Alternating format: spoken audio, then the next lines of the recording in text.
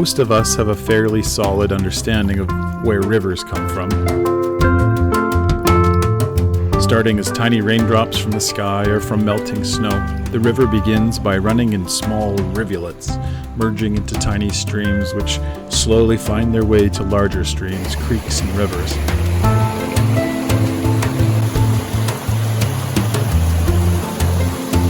I had a few ideas of what I wanted to explore before making this episode about rivers, but like I've learned from previous episodes, rather than use rivers as the subject or inspiration, I approached this with just this question: what can rivers teach me about myself? I wasn't quite ready for the flood that was about to hit me. Rivers have a lot to teach us, more than I could ever cover in just one episode, so I decided to keep this limited to just one thing that I learned from the river. So how is the old rascal? I hear it's going to be a party of special magnificence. There's a line in J.R.R. Tolkien's The Lord of the Rings that never made it into the films, where Gandalf, a wise mentor, writes a letter to the main character Frodo in an attempt to keep him from judging another character, Strider. He is afraid that Frodo and the other hobbits will judge the man because of what they see on the outside, that they won't trust him. Who is he? He's one of them rangers. Dangerous folk they are, wandering in the wilds. What his right name is, I've never heard, but round here, he's known as Strider. Strider. Gandalf's letter includes these lines: "All that is gold does not glitter.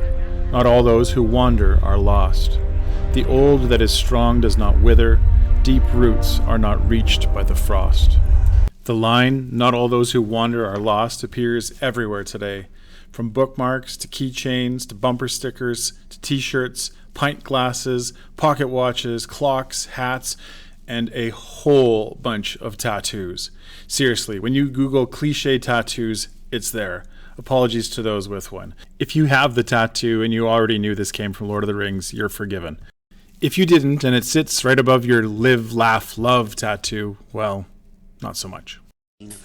Gandalf's advice, cliche or not, is essentially don't judge people as being lost or a lost cause simply because it appears that they are wandering. I've always loved the phrase in the context of talking about Aragorn or Strider because this is no mere ranger. The character Aragorn or Strider is most likely the last of his race and eventually the heir to a kingdom. His character does not look for power, but when the moment presents itself, he reluctantly takes on the role of king. Now come the days of the king.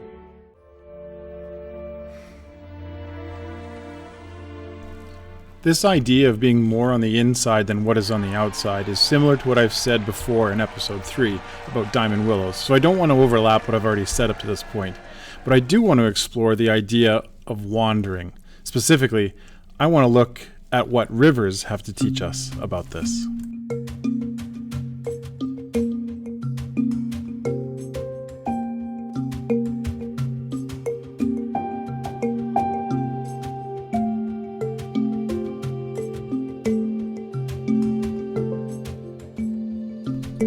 My journey begins by following the Old Man River, and as part of that learning, I set out to follow it to its source in the mountains. I brought along Dave Orr and his sons Eli and Tal, as well as my daughter Cady, because I knew that their input and understanding would help to enhance mine. As we arrived to our first stop along the river, I asked a simple question. What did you think about as we followed the river? There are always forces at play. There's forces all around us and things acting on us, and we're a part of that, and we are shaped in part by what's going on around us. And you know, our shapes may differ. Our shapes may, you know, look like we're about to topple over at times, or sometimes we're standing tall. But all of those are a product of the forces around us, and that's okay. Everything is connected, and how important that is to realize and recognize. And I guess that I've not necessarily completely forgotten, but I think missed that feeling a little bit of knowing that this is natural and this is it's a good place to be. It makes me feel good, and I think, yeah, it's important to recognize that everything is the way that it is for a reason, and it's all connected. Like big rocks and trees, they'll sometimes like get in the way and disrupt the flow of the river, but they never really stop the river from where it's going, and they never stop it completely from flowing. Even the dam, like it somewhat slows it down, but it doesn't fully control it, right? Like things will get in the way of accomplishing my goals, I guess, but you can always keep working through them, and you can always achieve your goals in the end if you keep working and keep being persistent. Sometimes you have to remind yourself that that the land around you isn't yours necessarily to exploit or to use, but to just sort of peacefully exist, and understand that is sometimes the way that the world works, and that, I don't know, you have to let go of thinking you have control sometimes, and let what's going on around you just happen. Thank you. Surprise? What did you put in there? What? Tired, hungry, and ready for bed, we thought deeply about what we had learned that day. Dave carefully folds the tortilla, ensuring not one little bit of meat is lost. He selects his next victim. We all needed a little more sleep. After a quick breakfast and after sorting out equipment, we were back on the road, hoping to come up with more answers. While I really enjoyed the time we spent looking at all of the interesting angles and ways that we all were learning about the river, I kept searching for something. I was waiting for the river to teach me. When we began to hike, a question had begun forming in my mind about the river that I didn't have an answer to. It had been sparked by the thoughts shared the night before, but I didn't quite know how to word it yet. When I saw the beginnings of the Old Man River, and especially the way that it snaked through the landscape, I asked Dave if he had any thoughts about how rivers meander or wander. Can you remember where our discussion went at that point? I remember we got on to shoulds. Okay, talk about shoulds. Okay. Talk about what that is. Yeah, I guess the should of a river would be that it flows to the ocean, or the should of a river is that it flows in a straight line. But rivers don't do that. They don't do what they should. They do what works, right? And so they find a way. And so you build a dam, it will find the spillway.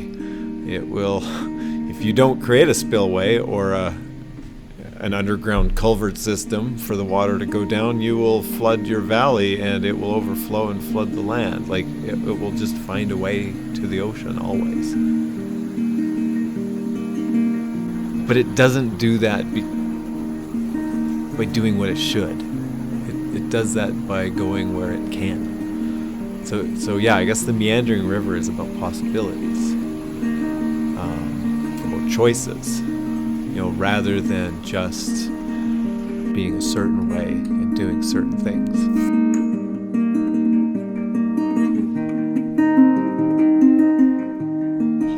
To me, a goal is something that you just pursue no matter what and never change, and you blast through anything in your way, which can be destructive. Yes, you might achieve your goal, but you've destroyed all along the way to get there. The end justifies the means, to me, is goal mentality. Whereas to set an intention is similar to a goal in that you know where you're going. You have purpose and meaning behind it, and you intend to go there. But there's some room to change what you're intending, right? There's some room to change, to catch a new vision, I guess, on your journey. Maybe what you set out to achieve or pursue or learn, along your way, you see that that's no longer a fit for you, and so you can alter that. based on your experiences. And so, yeah, I like the idea of intention more than goal, because it still can motivate us. If we look at the river and where it ends, one could say that it ends at the ocean. You know, every river in the world flows to an ocean, and that's what it's pursuing, is the ocean.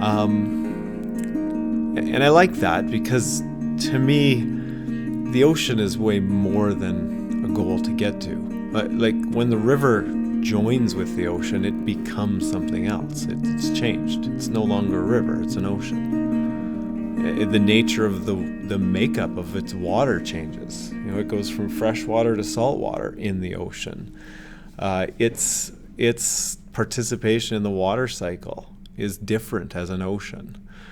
And so maybe when we are pursuing becoming something, you know, that's different than a goal. It's more than a goal, because it's more than we are, right? When we join ourselves with something that's greater than we are, you know, maybe that wouldn't be a goal. Maybe that would be what we learn from the river, is that we want to join with that, or we want to become that. And so, yeah, we will wake up early in the morning and work at that thing, or we will, pay close attention to our relationships with others as it relates to that thing. And so it can guide us, and yet it also allows us to change course when we need to change course, because we're still moving toward that bigger thing and becoming and changing.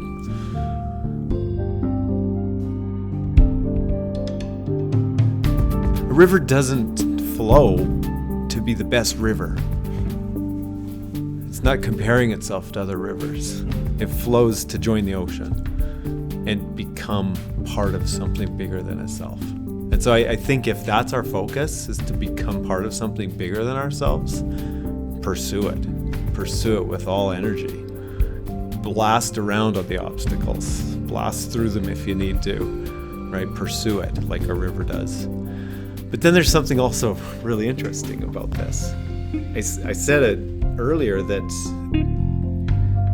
one could say that a river ends at the ocean, but one could also say that's where rivers begin, is at the ocean. and so, you know, that's, again, a powerful idea. Those things in our life that drive us, that are our end, but also our beginning.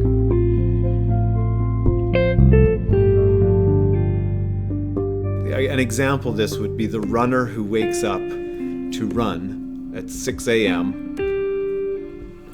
in order to have a healthy body, in order to function well in the community, in their family, at work. That's a different thing than the runner who's just obsessed with, I have to run because I said I would run every day this year, and I just have to run. And if I don't run today, I'm not functioning well. You know, that's an example of what we're talking about, I think. Both are running, both are doing something really good for their body, but one is doing it in a healthy way, and one is potentially doing it in an unhealthy way.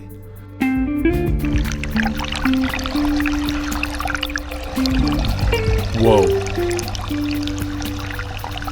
Dave and I, mostly Dave, had uncovered this powerful idea, and I was lucky enough to be there when it happened. I know that I look for faster, more efficient ways of doing things. I push myself very hard. We all do, to some extent.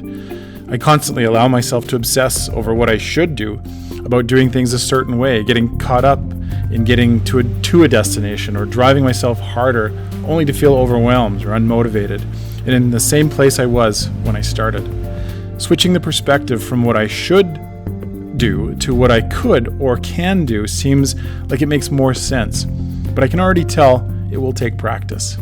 Being a good wanderer isn't easy, but the journey and whatever I learn along the way will definitely be worth it.